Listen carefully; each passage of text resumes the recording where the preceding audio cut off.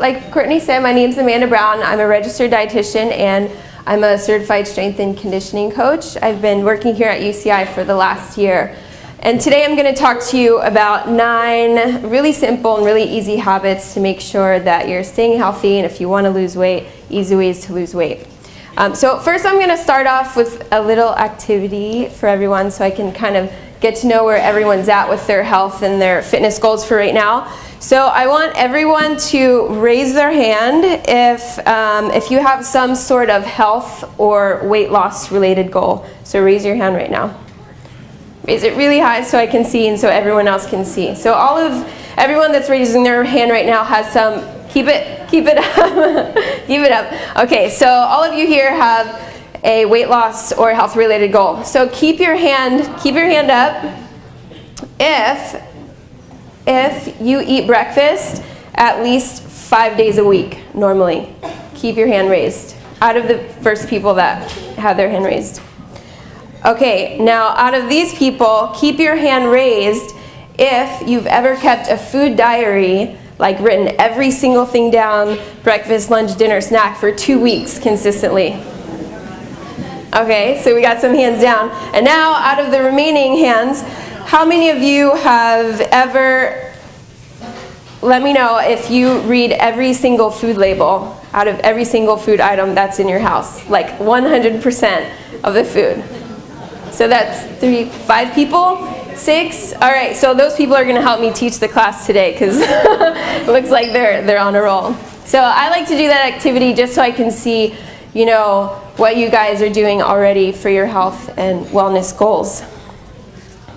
I got a lot of things in my hand. All right, so first I wanted to start off by showing you a map of the United States, which shows the prevalence of obesity in each state. So it's pretty sad because, as you can see, most of the states are yellow. So that shows that 25 to 35% of the population in many states, those people are obese. And even in a lot of other states, the rate is at 30 to 35% of the population in that state is obese. And this is even scarier because just 25 to 30 years ago, it wasn't like this. Maybe 10% of the population in most of the states were obese, or 15%, but it definitely wasn't getting to 30-35% of the population. So, what's happened over the last 25 years for this dramatic increase in obesity to happen in our country? Well, I'd say there's probably 2 main factors. One is just a reduction in physical activity, and the second one is that people are making poorer choices when they eat. And I'd like to say a really important thing is that whether you have kids or if you're around kids, in your family, or you take care of kids or anything like that, the things that you eat and the choices that you make have a huge influence on what your kids are doing. And it's pretty scary because this is the first time in history when the children of the current generation, they're actually going to live less than their parents are. So it's predicted that the children of today's generation actually have a life expectancy that is 10 years less than their parents. So that's pretty scary. And so if you like vegetables, there's a chance that your kids are going to eat vegetables. But if you go around saying, I hate vegetables, I hate salad, and I don't like eating those things, then your kids probably aren't going to eat vegetables. And if you drink soda and you eat junk food throughout the day, there's a chance that your kids or the kids that you're around are going to be the same way. And I want to share a little story about my holiday. I was visiting my aunt and uncle in Arizona, and they have 2 kids. One of their daughters, I think she's 12, and technically she's probably obese. She's at least 30, 40 pounds overweight. She's active, she plays sports, but her food habits are out of control. And I was helping to make dinner one night, so I wanted to make a salad. And I had romaine lettuce, I had some baby spinach, some apples, maybe some other things to throw in the salad. So my aunt comes in, and she's like looking at the salad. She's like, oh, you're gonna make a salad, that's cool. But I don't like spinach. I call those leaves, and I don't eat leaves. And I was like, okay, so well, maybe I won't put spinach in the salad. And then her daughter comes in, the 12-year-old, And without even knowing that her mom had just said that to me, she looks and says, "Oh, what are those, that green lettuce? Like, what's the dark green one?" I said, "Well, that's called spinach." She said, "Oh, I don't eat leaves, so I'm not going to eat that." So she was just repeating something that her mother had said to her, so automatically she assumes that she doesn't eat spinach. However, I chopped up the salad. I just told her that I put the romaine in there, but I chopped up the spinach like super tiny and mixed it in with everything else. She like filled up her plate with the salad, ate it, never heard anything about her saying, "I don't like spinach," you know? So it's just the perception that you can give to your kids. If you're saying you don't like something, they're gonna think the same thing. So just to give you an overview of the 9 habits that I'm gonna talk about. First one is to set a goal for yourself. The second is to plan ahead. Third is keeping a food diary. Also, you want to make sure you choose whole foods. Make sure that you read food labels. Oh, sorry, I'm clicking. Got too many things in my hand. Is that you read food labels. You want to make sure that half of your meal are veggies. Don't drink your calories. Eat friendly fats, and it's not specifically nutrition, but it's related to your health overall, is to make time to manage your stress. So if you have a goal, whether it be a nutrition related goal or pretty much any goal that you have in life, you should if you have anything that you want in your life, you should set a goal, and that goes for nutrition and weight management. So how many of you here have heard of SMART goals before? Just a couple of you. So SMART goals is just a way to make sure that you state your goal in a way that you're more likely to reach your goal. So the SMART, the acronym, it stands for specific, measurable, attainable, realistic, excuse me, and time-based. So for instance, I have a lot of people that come to me and they say, "You know what, I want to lose weight," or "I want to be healthier." And that's a really just super general goal. But if you want to make it a SMART goal, you use all of those criteria to make it into something that will help you out. So instead of saying, for instance, "I want to lose weight," you could say, "I want to lose 10 pounds by May 1st.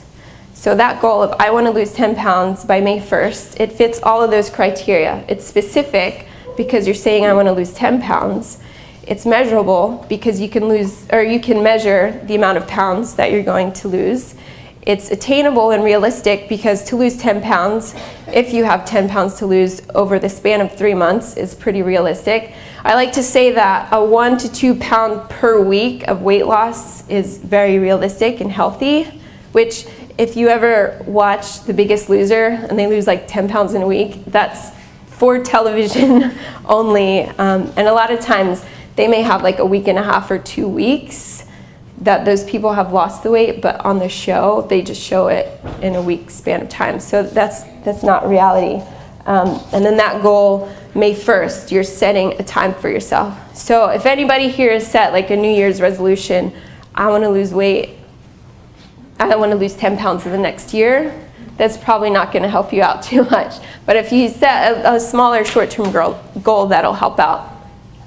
So then once you've set your bigger goal, it's a good idea to set smaller, very specific goals for yourself. So for instance, if you normally go home or you go to happy hour and you have like your usual 2 glasses of wine every night, you know, maybe set a goal for yourself to say, only Friday through Sunday, I'm going to have 1 glass of wine. So I'll cut down on my calories really easily that way. Or I can say at lunch, if you're in the habit of going to Starbucks or Coffee Bean or something after lunch and I just see people getting like the grande vanilla latte 2-pump classic, and it's like, whoa, what is that? It probably has 500 calories in it. So you know what? I'm just going to choose to get an unsweetened hot tea. I'm just going to get green tea, you know. Or you can make a commitment to yourself to come to the ARC 3 times a week for some group fitness class. You know, little things that you can do throughout the week or throughout the day that'll help you reach your goal a little bit faster. Okay, so the second habit that I think that you should incorporate into your life if you want to lose weight or maintain your health is to plan ahead. You have to plan what you're going to eat if you're going to eat healthy. So one thing that I like to do, and I like to tell my clients, is to write out a meal plan for yourself. So write down for the entire week what you plan on having for breakfast, lunch, dinner, snacks, everything. And then from that plan, you create a grocery list of what you're going to eat. So I created just a general meal plan for one day. So for breakfast, I have 2 hard-boiled eggs and some chopped fruit. For lunch, I'm going to have a green salad with some other veggies on top, maybe some turkey, some fruit as, my little sweet. And then I love chocolate, and I know that I want chocolate every day, so I'll write that into my plan. And I'll probably just have water with lunch. I'll probably want a snack. So I plan on having some mixed nuts and some dried fruit, maybe after work before I go to work out. And then at night, I might want some sauteed shrimp and stir-fried veggies. And I plan on having my glass of wine at night. So from here, that's just one day. But then you'd want to write out your entire week of what you have. So you have a game plan. So from my meal plan, I then create a grocery shopping list of all the foods that I plan on eating. I just say, these are the things that I'm going to pick up at the grocery store. And I like to arrange them by how foods are arranged in the grocery store. So I have eggs, I'll group together all the produce, group together any animal protein, and then also if there's dried fruit or nuts, they tend to be in the same part of the store. So that's a great idea for you to plan ahead what you're going to eat. So then, once you get home, you have all of your groceries. I recommend on your weekends, whenever they may be, or during the evenings, is to actually take some time to prepare ahead of time certain things that you may be eating. So for most people, from my experience, they can kind of tend to eat the same things for breakfast or snacks or maybe even lunch each day. And it makes it a little bit easier for yourself. So for instance, let's say for snack, for the week, you plan on having sliced apples and some mixed nuts. So what I'll do is I'll take, like the little Tupperware food containers, the little tiny ones. So what I do is, actually, I don't do it, my fiance does it, which is very helpful. He gets out a bunch of small containers, line them up on the counter, slice your fruit, take that sliced fruit, put in each one of those containers. Maybe you have 5 containers ready to go. And then if you plan on having mixed nuts, maybe take a small handful of mixed nuts, get out another little container and set that up. And then you're done. You have snacks at least for the next few days. So you have a plan instead of getting hungry at work and you're like, oh, I need a snack, so I'm going to run to the vending machine and get some random granola bar that probably has 30 grams of sugar in it. It's like you already have what you want that's a healthier option. So this is actually a picture of my fridge on a good week. So thank goodness I have someone to help me at home. And don't be afraid to ask for help at home. If you live with someone, whether it be a roommate or a friend or a spouse, partner, your kids, like if you want to be healthy, let other people know that you want to be healthy and make sure that they help you get healthier.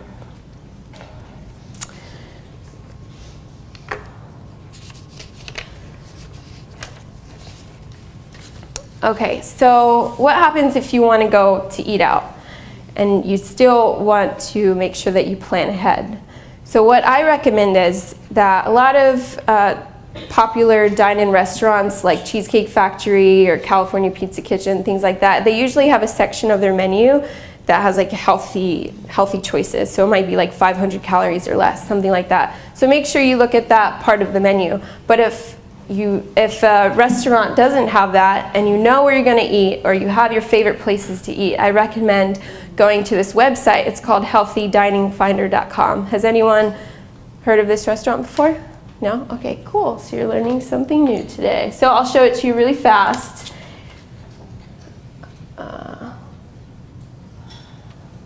So all you have to do is you type in your zip code 92, what is it here, 617? 27? Doesn't matter. So then once you put in your zip code, within 10 miles, it'll tell you restaurants. And so on here it says there's 592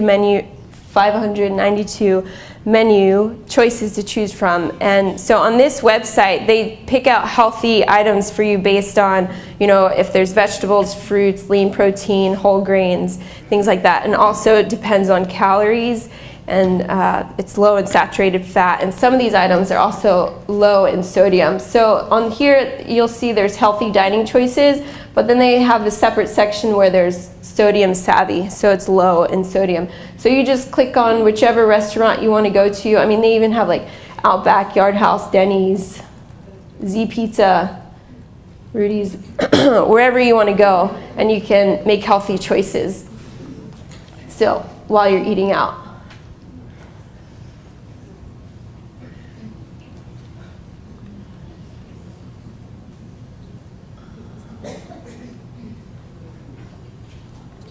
But if you don't have time to look at that website, and you just, last minute you decided to go get something out to eat, then I would recommend, there's 3 things that you can do just to think of to make sure that your meal is healthy when you're going out to eat. And so that is to make most of your meal non-starchy veggie. So most of your meal should be vegetables. So non-starchy vegetables examples are your greens, zucchini, asparagus, broccoli, things like that. And then you also can choose a lean protein, so things like chicken, turkey, fish, and if you don't eat meat, tofu or beans, lentils, things like that. And for the meat, ask for it to be grilled or broiled or baked. And a lot of times, even if fried chicken is on the menu, it depends on where you are, but if you just ask your waiter or your chef or whoever to prepare it for you that way, most of the time they want to make sure that you're happy with your experience there. So they'll make your food how you want it made. And then lastly, you can have a small portion of some sort of starch. So that may be a whole grain like brown rice, or you could have potatoes, small portion of potatoes or yams, or winter squash is also a starch.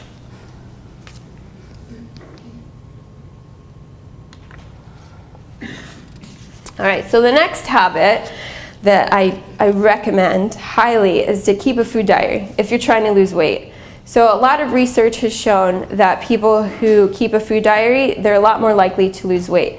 And from my own personal experience with my clients, and I can say this for a fact, out of my clients that are religious about keeping a food diary for at least 2 to 4 weeks, 100% of them lose weight. They always lose weight. And what's funny is sometimes if I'm working with personal training clients, I will tell them, I say, I'm not going to tell you anything for 2 weeks about food. All I want you to do is to write every single thing down. And you know what? They'll lose weight and their food habits will get better because they may realize like, oh my God, I eat a cheeseburger every day and I'm trying to lose weight, so maybe that's not a good thing, So I think that with nutrition, a lot of it just has to do with intuition, but with the everyday hustle and bustle of life, you just kind of get out of the habit of thinking about what you're actually eating. So keeping a food diary makes you a lot more accountable. And if you have access to a computer to get online, or if you have a tablet, or if you have a smartphone, I highly recommend using MyFitnessPal. It's my favorite thing to use for a food diary. It's super easy, and sometimes I think it's magic because it has a barcode scanner on there. So say you're gonna eat cereal, so you take your box of cereal, and then you just hold up your phone, and you scan the barcode on it, and then the nutrition information pops up for 1 serving of that food. So you have no excuse not to even know what you're eating. So I'll just show you really quickly that website, and it's a free app, so it doesn't cost anything.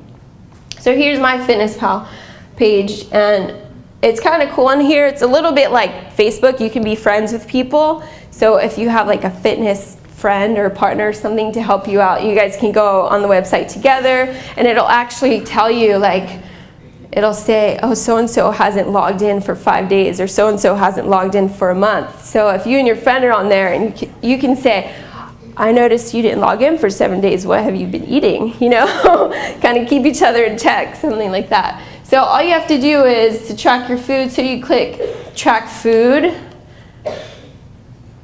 And then if I wanted to add a food, it's really easy.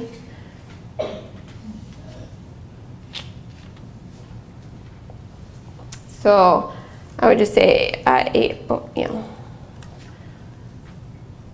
And then all different kinds of choices of oatmeal come up. So oats, regular, quick, and instant.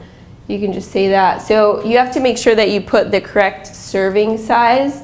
So maybe I had just half a cup of that. And then add to your food diary. And then it goes on there. And then your information is logged. And another really cool thing about this is that a lot of times people say, well, what about like if I make a homemade soup or something, how do I put that in? There's a section on here where you can add your recipes. So let's just say you have your homemade chili. So if I say I got Amanda's chili, I'll name the recipe Amanda's chili, and then you put in all of the ingredients for that chili, and you say how many servings there are. So let's just say when I make chili, it makes 5 servings. So then it'll give you the nutrition information per serving for your chili. And then when you go in to log in your food, you just click on like my recipes and my chili will come up. So I'll say I had 1 serving of that. So it's really user friendly. A lot of my clients like to use it. They kind of think of it as a game.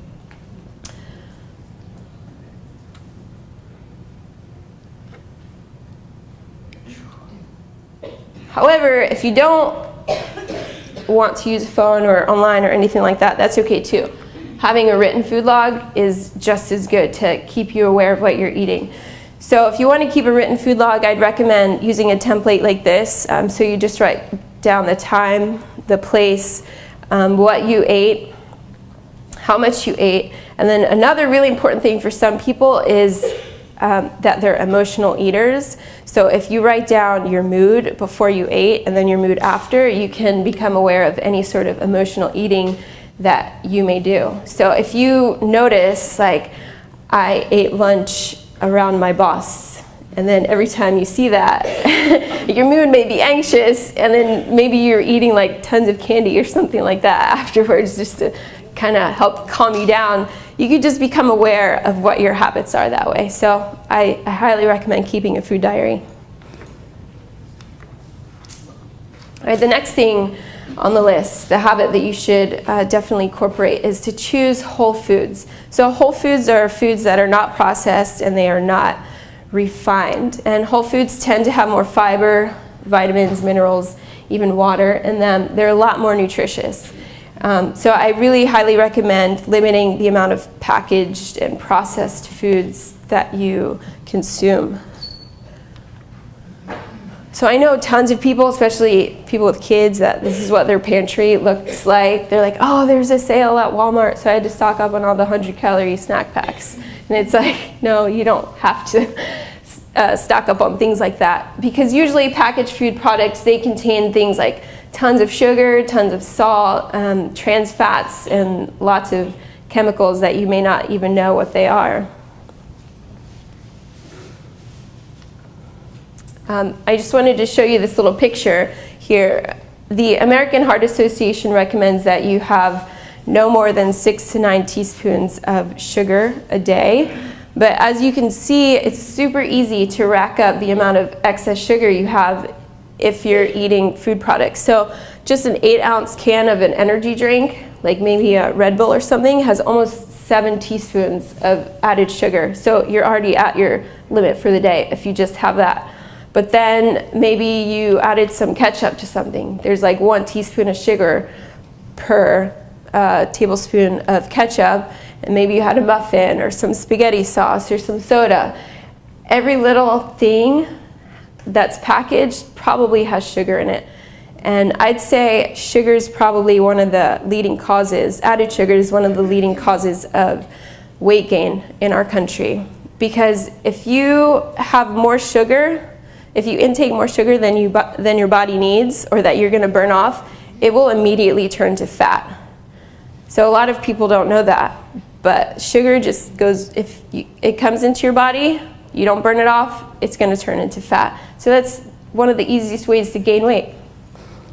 So stay away from processed foods if you can.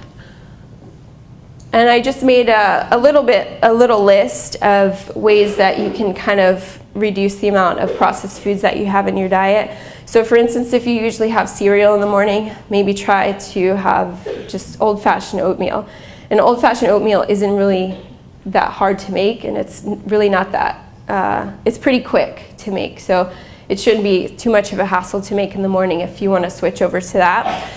Another favorite is chicken burrito, especially at Chipotle. Has anyone seen the burritos? They're like size of a football. It's so huge. But maybe you could try the chicken bowl. I just found out last night that Chipotle has brown rice now. I don't know how long they've had it, but maybe you can just get a chicken bowl with brown rice and some veggies, or you can get a salad with veggies and chicken on top. And another favorite when people eat out is orange chicken and chow mein. It's so good, but so bad. So maybe you can just get some sort of grilled chicken and veggies and brown rice. Just keep it really simple. Okay, and then always make sure that you read food labels. How many people here have ever read the food label of peanut butter? Yeah, do you guys know what's in peanut butter? Trans fats are in peanut butter. But what's kind of tricky is that if you look at a nutrition label on peanut butter, if you look at trans fats, it'll say 0. But when you look in the ingredients, it tells you that there's fully hydrogenated oils in peanut butter, like in regular ones like Jif or Skippy. And does anyone know what hydrogenated oils are? Those are trans fats.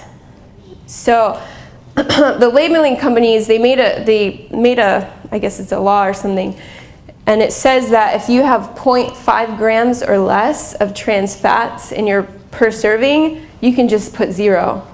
You don't have to put the percentage.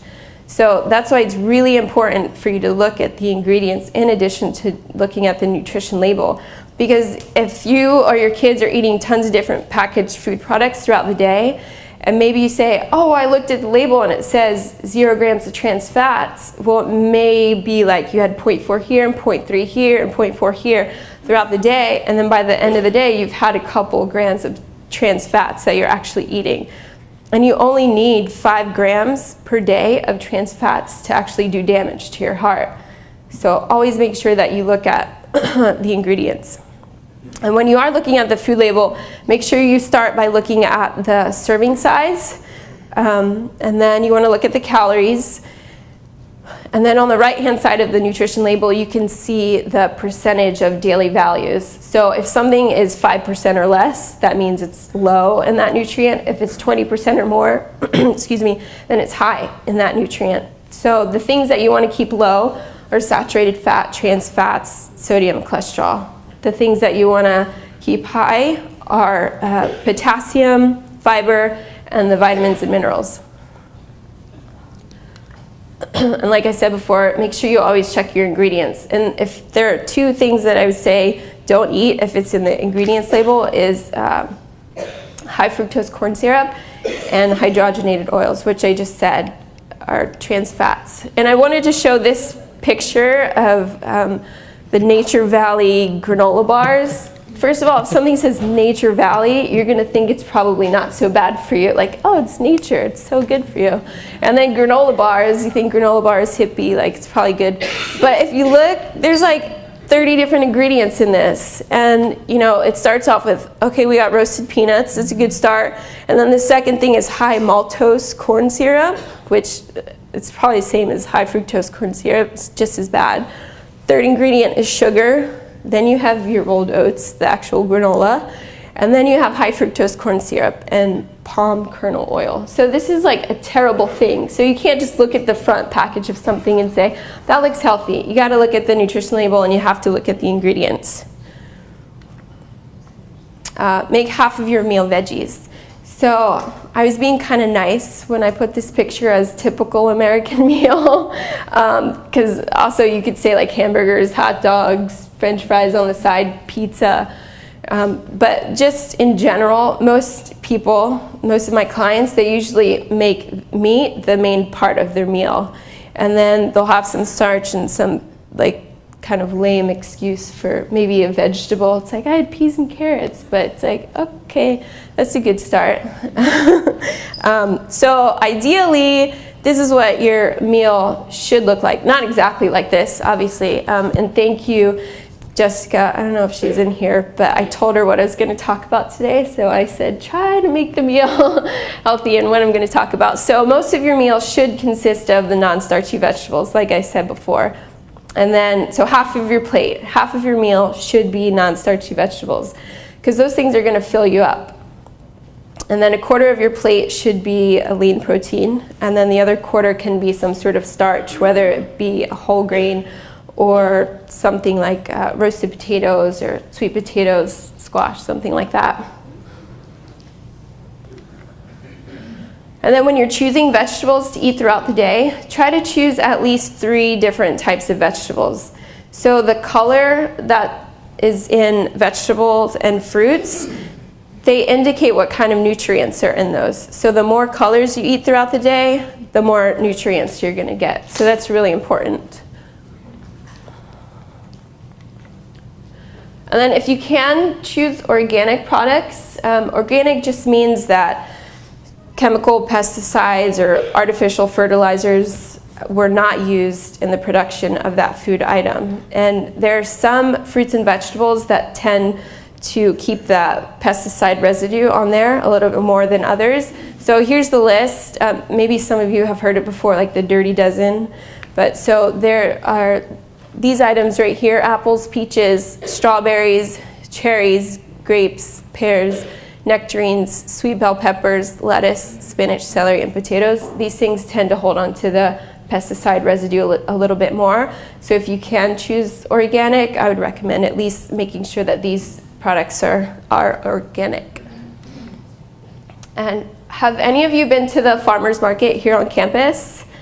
Yeah, I highly recommend going. It's a really great farmers market. They have all different types of produce, and they have little knickknacks, and sometimes they have like some student with his guitar singing out there. It's just kind of fun to go. It's every Saturday from 8 to noon, and they do have organic farmers out there with organic produce that's actually priced very well, I think. So you don't always have to think that organic produce is super expensive, because it's not.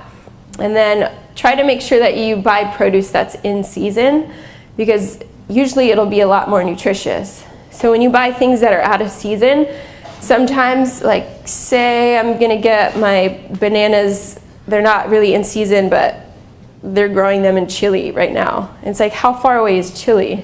And how long does that banana have to travel before it gets to me? Maybe a week, maybe 2.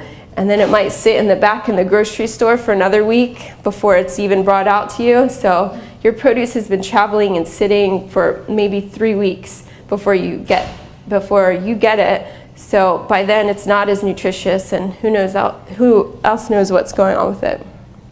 So if you go to the website Farm Fresh to You and just click on their produce link, it'll show you a graph of when certain fruits and vegetables are in season.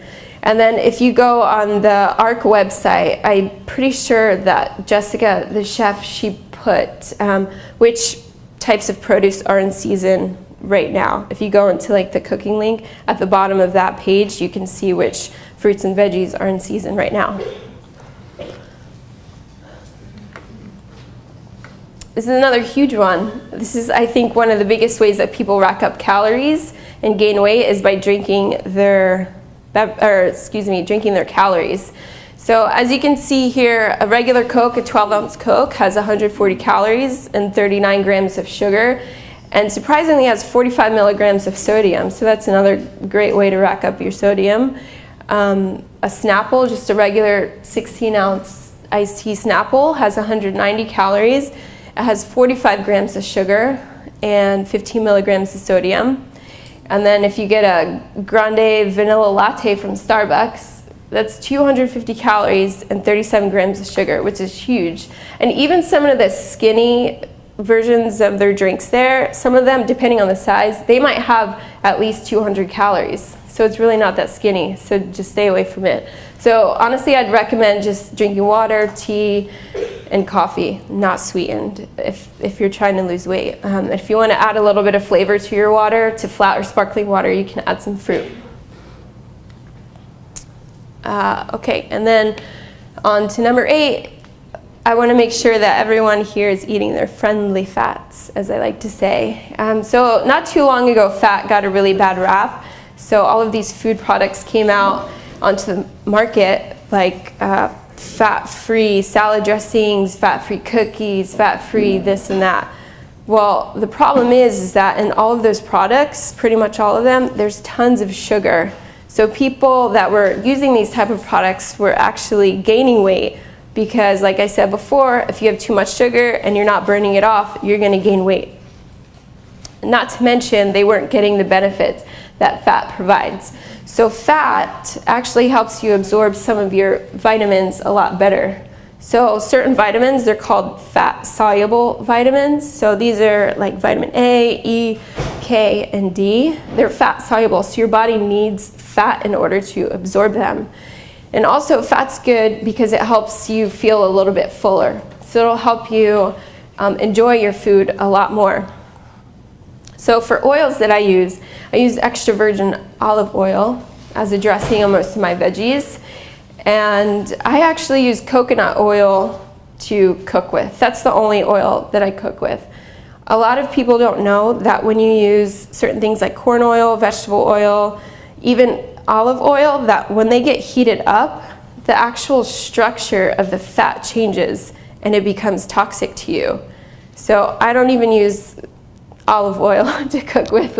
I talked to Chef Jessica about this a little bit, and obviously she wants to cook for flavor, but I say I want to cook for health. So with coconut oil, because of the structure of it, it's actually high in saturated fat. That oil, when you heat it up, it doesn't change.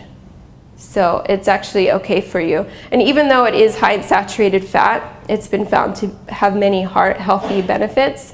And if you use it in moderation, it can actually be a part of a healthy diet. For avocados, they're a great source of mono and polyunsaturated fatty acids. Nuts and seeds, walnuts are a great source of omega-3 fatty acids. Almonds and cashews are great. Chia seeds are also high in omega-3 fatty acids. And then if you want to eat some fish, salmon, tuna, trout, they're great sources of omega-3 fatty And then the last thing I want to talk about, which isn't directly nutrition, but I find that for some of my clients, like even if they're eating perfectly and they're working out regularly, if they have tons of stress in their life and they're not doing enough to manage their stress, they can't lose the weight. So the way our body works is that if you have some sort of prolonged stress, whether it's stress at home life or work, or if you have, an hour-and-a-half commute every day, and you're not doing anything to help with that stress, then, or maybe you're just using this anti-stress kit right here, bang head against the wall. If that's your stress management technique, it's probably not working too well. So what happens in our bodies is that a hormone called cortisol is increased in our body. And then what happens when cortisol is increased is that body fat increases, and specifically abdominal body fat increases. So if you feel like you're kind of eating well, but nothing's really happening to the gut, try to see what's going on with your stress levels. So one way, I'm just going to talk about this briefly. The first step to figuring out what's stressing you out is that you have to really identify exactly what's going on in your life. So you could keep a journal. Not only keeping a food diary is a good idea, but just a general diary, maybe for a week or two. That way you can kind of identify any people or work situations or life situations that may be recurring and that are stressing you out. So then once you figure out what's stressing you out, there's a couple things that you can do. I'm not going to go into too much detail about this, but a great resource is helpguide.org, and if you click on stress, there's tons of information about how to manage your stress. But there's two main things you can do to help with your stress, and the first thing is to change your situation. So if you can avoid your stressor or alter your stressor, that can help you. The second thing is to change your reaction. So if you can't do anything about what's stressing you out, then maybe you just have to change your attitude about it. So you can either adapt to your stressor or just accept the fact that that stressor is going to be in your life, and those things can help out. And other little things that you can do throughout the day that can help with your stress are yoga, meditation, maybe talking to a friend or talking to a therapist if you need to, listening to your favorite music, or just making sure that you give yourself time to do your favorite hobby. So if you like to paint and that keeps you from thinking about the stresses of your life, then make time to paint on a regular basis. And then the last thing that's really important, obviously, is sleep. So when you get enough sleep, that can actually help to lower your cortisol levels. So I'd recommend getting 7 to 9 hours of sleep per night. And also something that's important is to make sure that you turn off the TV, turn off the computer. Even if you have a Nook or a Kindle that has a backlit screen, all of those things are just like keeping your brain on. So if you expect to even read anything on a screen and then go to bed and try to fall asleep right away, it's probably not going to happen. Even if you can fall asleep right away, you might wake up in a couple hours because you never gave your brain a chance to just settle down. So try to cut off all of the screens at least half an hour, maybe an hour prior to going to sleep. And then make sure that your room is completely dark. So turn off the night light, turn off, I always make sure that my phone is pointed down because sometimes it lights up in the middle of the night. Or on my TV, like the brand of the TV is like shining on there, so like I taped it, or I put something in front of that to make sure that there's no light, there's no hallway lights on, like nothing. Make sure it's completely dark, because that way your brain will turn off and it'll help you to relax.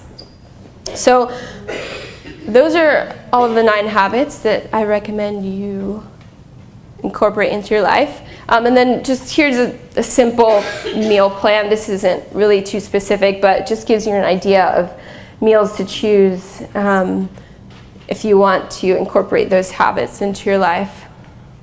So you could have, eggs with fruit or oatmeal in the morning, or you could have oatmeal with raw nuts, maybe some fresh fruit and nuts. For snacks, keep it really simple. Maybe have some fruit, cut veggies with hummus or almond butter or raw nuts or something like that. And then for lunch and dinner, like I said before, just try to make sure that your plate looks like the ideal plate that I showed you. So half your meal's veggies, have a quarter plate protein, and then a quarter of your plate are starches. And just one more thing.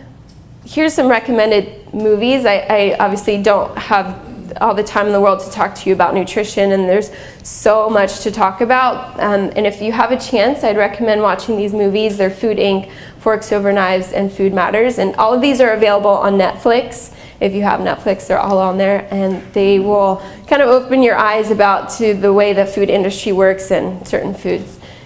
So that's all I have. Yeah, and then there's my email at the end, amandabrowntraining@gmail.com, if you have any questions you're willing to ask.